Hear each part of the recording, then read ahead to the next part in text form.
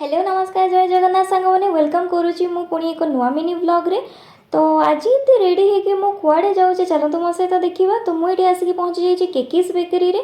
तो यस मु आसी केक नवापाई। तो जमी जानते आज 23 जनवरी थिला। तो आज थिला सरस्वती पूजा ता सहित थिला मो भाईर बर्थडे। तो से मुझे आसती केक नवापाई।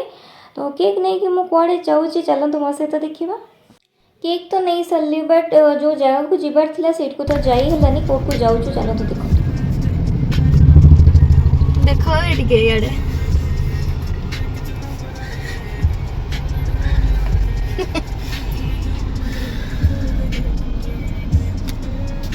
तो जोट को जीवाई चाहूँ सेठ को तो जाई हलानी बिकज बहुत लेट हो जाइला।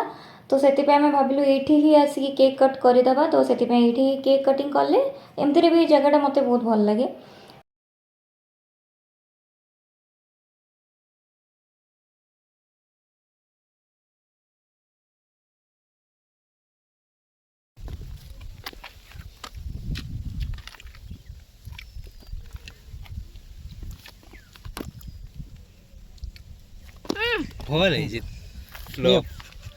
ये देखु केक तो आम खाईदेलु बाकी हाथ धोवाई पा ही नाला।